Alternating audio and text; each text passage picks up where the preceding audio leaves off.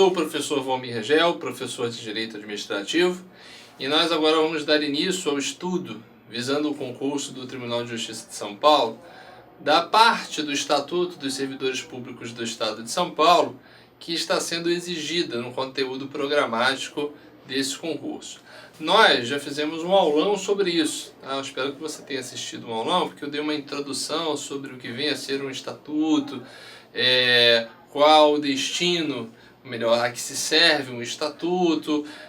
O Estatuto de São Paulo, em especial, ele é bem antigo, muitos estatutos são antigos, né? Mas o Estatuto de São Paulo ele é de 1968, então a época, a Constituição era a Constituição de 67, que ainda foi reemendada em 69, depois veio a Constituição de 88, então uma série de incompatibilidades com o texto da Constituição atual acaba surgindo. Esse estatuto ele já foi atualizado por leis complementares mais recentes, leis complementares que inclusive alteraram muita coisa nessa parte que nós vamos estudar. Então fique atento em relação às atualizações. Outro ponto importante é a realização dos exercícios. O curso tutor aqui está te dando, sob minha responsabilidade, a parte do estatuto teórico e o modo de exercícios. Então a gente vai estudar aqui e depois vamos aplicar nos exercícios. É o melhor método para se estudar uma matéria que é bem específica, bem pontual para certos concursos, e essa parcela então específica ainda é direcionada, ainda é mais especial, porque ela é uma parte do estatuto para um concurso específico, que é o conjunto TJ, não chega a ser o estudo do estatuto completo. Então a gente está aqui em uma situação bem específica, digamos assim. Você vai aproveitar as informações aqui para algum outro concurso que você vai fazer para cargos no estado de São Paulo, e muitas vezes você vai ter que somar mais informações, porque talvez esse concurso ele venha cobrar o estatuto como um todo. Então a gente está trabalhando em cima do edital desse concurso. Tudo bem? Então o material já está disponibilizado para você, a gente vai trabalhar com os slides, tem a legislação propriamente dita, tem os exercícios. E me apresentando um pouco mais, tem sempre aquela pessoa que não me conhece, está aqui pela primeira vez estudando comigo. Eu sou formado em Direito pelo FRJ, sou servidor público concurseiro de carteirinha, digamos assim. Eu tenho um histórico no mundo do concurso público desde estudante, passei por alguns cargos e como professor estou completando aí 12 anos atuando na preparação de pessoas para a realização de concurso público, e é aquilo que eu gosto muito de fazer, Às vezes a gente deixa de buscar outras coisas porque não consegue se desvincular desse vício que é trabalhar na preparação para concurso. Então vamos lá, nossa preparação muito específica. Essa lei, que é o Estatuto dos Servidores do Estado de São Paulo, e apenas alguns artigos, que vão incluir aqui basicamente a parte do direito de petição, que não é muita coisa, e a parte do regime disciplinar, as responsabilidades, os deveres, as proibições, as penalidades, os mecanismos de responsabilização de servidor que estão presentes no Estatuto de São Paulo.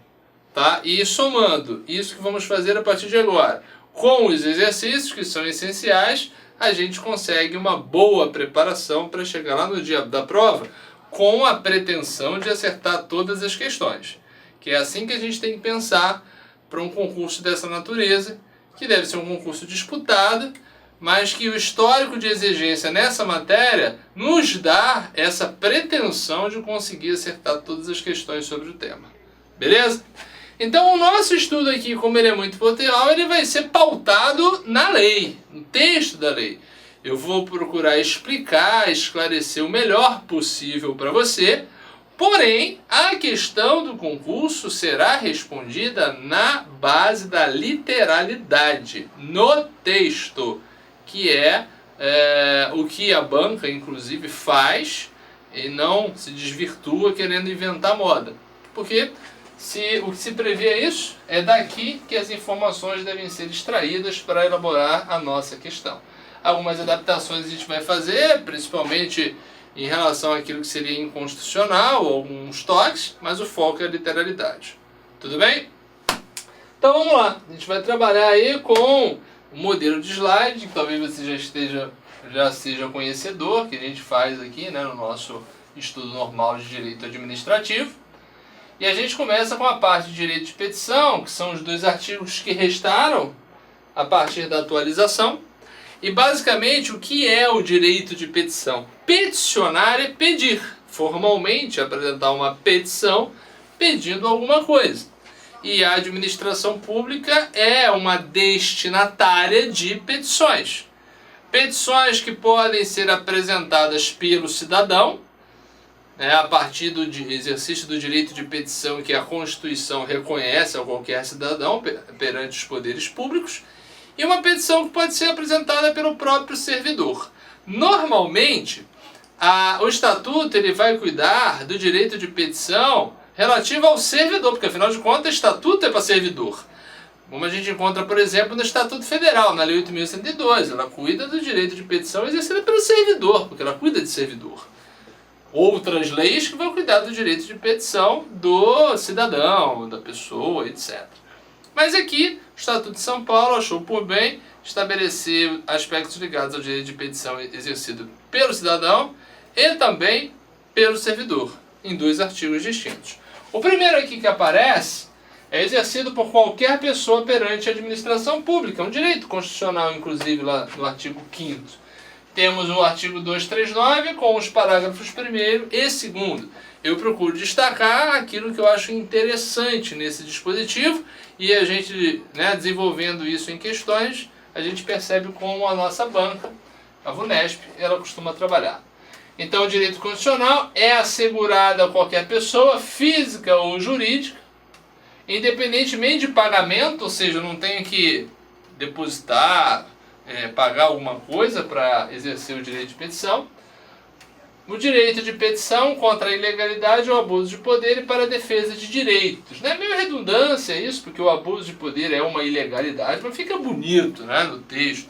Então, peticionar perante a administração pública dizendo que ela tome alguma providência diante de alguma ilegalidade ou abuso de poder é um direito de qualquer pessoa. Inclusive, essa pessoa tem o direito de receber o trâmite da sua petição, o que foi feito, a solução, em que fim levou. A administração ela tem que apresentar à pessoa que está apresentando a petição a solução da sua petição. É um direito também. E para a defesa de direitos, a pessoa que quer pleitear alguma coisa junto à administração pública, defender os seus direitos, ela tem também a seu favor a garantia constitucional do direito de petição. Tá? Aqui os parágrafos são complementos. Tá? A pessoa pode reclamar sobre abuso, erro, omissão ou conduta incompatível no serviço público.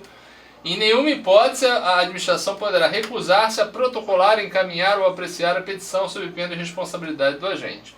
Aquela velha história, A administração pública não é um fim em si, a administração ela existe em razão dos administrados que somos nós. Então ela deve atuar em favor do interesse público, do interesse comum, do interesse dos administrados, sempre estando pronta a, nesse contexto aqui, prestar as devidas contas ao cidadão, adotando providências quando necessário, justificando o porquê das suas medidas. Tudo bem? Então fica atento, o artigo 239 está aí relacionado com o exercício do direito de petição por qualquer pessoa. Após o 239, temos o 240, que vai falar daquilo que normalmente o Estatuto fala, que é o exercício do direito de petição pelo servidor. Só que ela também não é muito extenso, é um artigo bem resumido. Cada instituição no âmbito do Estado de São Paulo vai disciplinar melhor internamente a maneira de tratar as petições que são apresentadas pelos servidores, pedindo as mais diversas coisas, pedindo férias, pedindo licença, pedindo afastamento, pedindo pagamento de verba pecuniária, enfim, pedindo remoção, que é um direito de petição muito comum, tá? Enfim, a lei não vai muito além, ela só estabelece um prazo para que o servidor, diante de algo que lhe incomoda, ele apresente uma petição impugnando uma decisão administrativa que vai de encontro aos seus interesses. Então, por exemplo, ele é removido de ofício para uma outra localidade, não gostou, ele pode questionar essa decisão administrativamente no prazo de 30 dias. Tá? Agora, no exercício de direitos em geral, não tem prazo. A pessoa tem direito enfim, uma licença X. Ela não tem um prazo para pedir a licença, ela pode pedir em qualquer momento, ela tem direito a férias. eu já adquiri o direito a gozar férias, eu vou entrar com a minha petição quando eu achar interessante, né, pedindo para tirar férias em determinado período. A administração, ela concede ou não, justificando o porquê, principalmente quando indefere o pedido. Tá? Então, 240, ao servidor é assegurado o direito de requerer, então aqui, né, exercido pelo servidor, é assegurado o direito de requerer ou representar. Representar sempre relacionado com a ilegalidade, tá? Bem como, nos termos desta lei complementar, pedir reconsideração e recorrer de decisões. Pedir reconsideração é entrar com uma petição junto à autoridade que emitiu a decisão que está sendo impugnada. O cara fez uma coisa, te incomodou, né? Você vai lá como servidor e peticiona junto a ele pedindo a reconsideração. Tá? E normalmente, se ele não reconsidera, ele encaminha a autoridade superior. Mas também, né, é um direito aqui previsto recorrer das decisões e, obviamente, considerando uma estrutura administrativa, esse recurso vai para o superior e imediatamente, superior hierárquico, né, imediatamente superior àquela autoridade que emitiu a decisão. O prazo que se tem é o prazo de 30 dias, então é um prazo interessante a ser fixado, salvo previsão legal específica. Tá? Então não há assim mais o que falar, porque o Estatuto de São Paulo ele tem esses dois dispositivos ligados ao direito de petição e as questões vão ter que transitar sobre essas informações. Isso a gente faz a prática lá nos exercícios. E aí, a partir desse artigo 240, já pulando para o 241, nós temos a parte da responsabilidade do servidor. Eu trago, porque depois vem deveres, proibições, mas eu gosto de falar primeiro da responsabilidade, que a gente fala da responsabilidade civil, da responsabilidade penal, da responsabilidade administrativa, e depois fica só na questão da responsabilidade administrativa do ponto de vista disciplinar. Tá? Então a gente começa falando das responsabilidades em geral, que é o servidor, ao exercer irregularmente as atribuições do cargo, pode recair sobre ele responsabilidades. Responsabilidade civil, né, que normalmente é imposta no âmbito de uma ação judicial, de natureza civil, como uma ação de improbidade. A responsabilidade penal, que aí vai ser o servidor acusado pela prática de um crime ou de uma contravenção. Isso vai transitar perante os órgãos do Poder Judiciário da esfera criminal. Tem lá toda a tramitação típica desse tipo de responsabilidade, que o direito administrativo não está nem um pouco preocupado. E tem a responsabilidade administrativa, que vai ser promovida no âmbito das próprias instituições, através de medidas, né, de procedimentos, sindicâncias, processo administrativo disciplinar, processos de indenização. Tá? Então é bom a gente assimilar que a responsabilidade administrativa é feita pela própria administração, e a judicial vai se dividir, né, na responsabilidade penal e a responsabilidade civil, que muitas vezes está ligada a deveres de indenizar também, mas aí depende da ação civil e os seus propósitos. Tá? Então, responsabilidade do servidor. Costuma-se dizer, né, é um clichêzão, que o servidor responde civil, penal e administrativamente pelos atos ilícitos que pratica no exercício das atribuições, ou mesmo fora dela, que venham a comprometer a dignidade da função pública, como a gente vê em boa parte dos estatutos. Esse estatuto ele não chega a esse ponto, e a gente vai constatar isso nos nossos artigos. Bom, uma noção geral é de responsabilidade civil, né, uma responsabilidade civil administrativa, digamos assim, que é promovida pela própria administração. A ideia de indenizar está mais relacionado com uma responsabilidade civil, mas diria eu que a gente poderia colocar aí, né, uma responsabilidade civil administrativa. O funcionário é responsável por todos os prejuízos que nessa qualidade causar a fazenda estadual por dolo ou culpa, devidamente apurados. Então isso está no artigo 245, o dolo é a intenção, a culpa, né, a intenção consciente de causar o dano, inclusive isso é até mesmo uma prática criminosa, e a culpa é aquele prejuízo decorrente de uma negligência, de uma imprudência do servidor. E surgindo o prejuízo, ele será obrigado a indenizar, ficando demonstrado que ele agiu de forma dolosa ou culposa para esse prejuízo. Isso aqui se chama responsabilidade subjetiva, que depende da análise do elemento subjetivo do agente, para que possa recair sobre ele o dever de indenizar. Tá? Então o servidor ele sempre responde subjetivamente, ao ponto que o Estado, em certas circunstâncias, vai responder objetivamente. É um outro cenário de estudo do direito administrativo, que é a responsabilidade civil do Estado. Servidor é sempre responsabilidade civil objetiva. Seguindo em frente, para esmiuçar de que maneira que o Estatuto estabelece como se dará essa responsabilidade administrativa de natureza indenizatória, temos aqui os casos específicos. Então a responsabilidade, de novo, tá? Civil ou administrativa, porque em tese a própria administração vai implementá-la. Parágrafo único. Caracteriza-se especialmente a responsabilidade. Situações aqui que ele vem elencando, tá? Sonegação de valores e objetos confiados à sua guarda ou responsabilidade, ou por não prestar contas, ou por não as tomar, na forma e no prazo estabelecido nas leis, regulamentos, regimentos, instrumentos, ordens de serviço, etc. Tá? Então, sonegar, não prestar conta ou não exigir as contas, quando se vê obrigado a exigir, é uma situação que pode caracterizar uma responsabilidade relativa ao dever de indenizar prejuízos. Tá? Segunda situação, pelas faltas, danos, avarias e quaisquer outros prejuízos que sofrerem os bens e os materiais sob sua guarda ou sujeitos a seu exame ou fiscalização. Aqui é aquele prejuízo efetivo, aquele dano material efetivamente, que pode ser decorrência de uma ação ou omissão do agente, ele pode se ver obrigado a ter que indenizar também. Seguindo, pela falta ou inexatidão das necessárias averbações nas notas de despacho, guias e outros documentos da Receita, ou que tenha com eles relação. Esses são documentos contábeis, tá?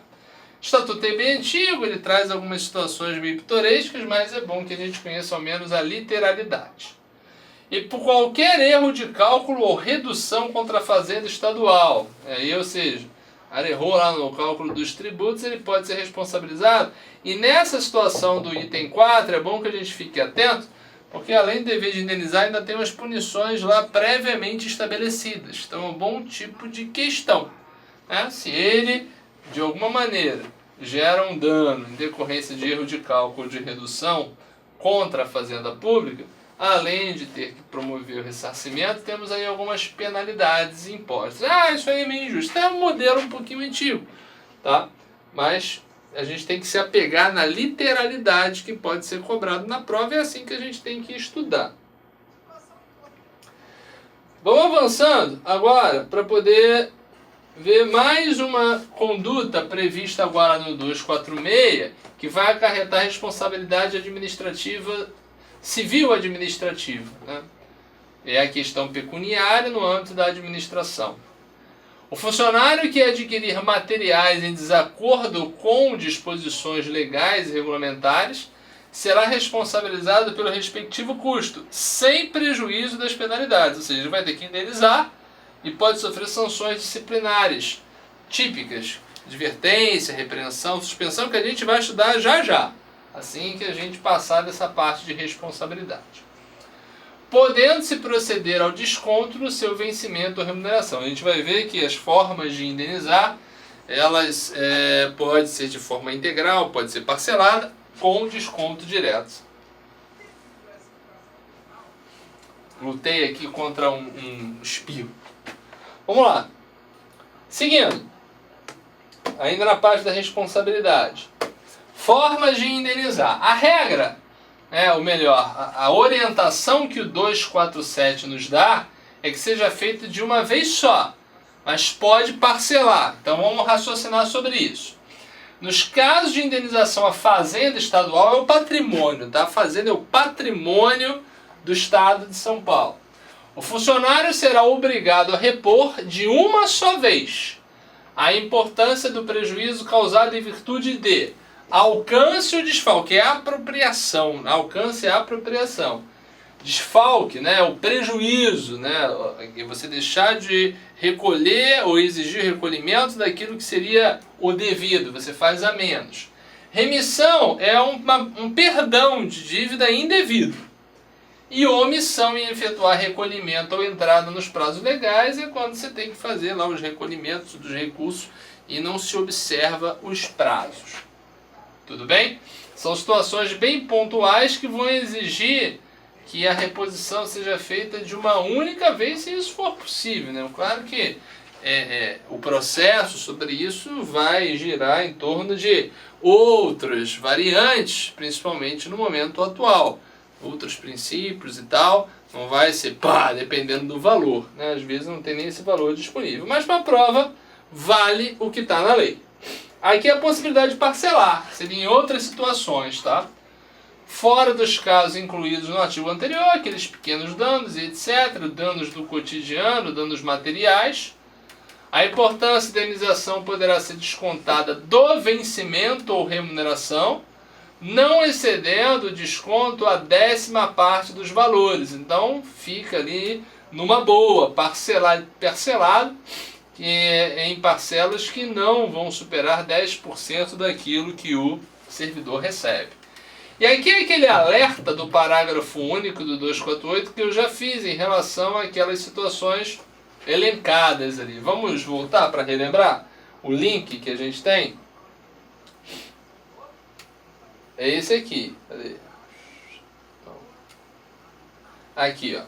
Qualquer erro de cálculo ou redução contra a fazenda pública, mais relativo ao lançamento de tributos, etc.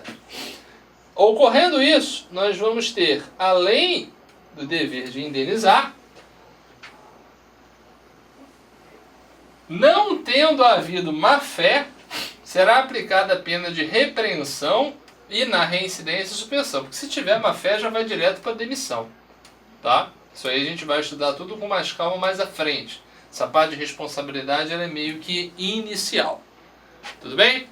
Bom, então já vimos aí que gerou prejuízo e tal, vai ter que indenizar, em certas circunstâncias de uma vez só, de outras circunstâncias é possível parcelar, mas é bom que a gente fique atento a essas situações, porque a nossa banca gosta de cobrar essa parte. Já vimos aí questões sobre isso e vamos realizá-las, inclusive nossa parte de exercício.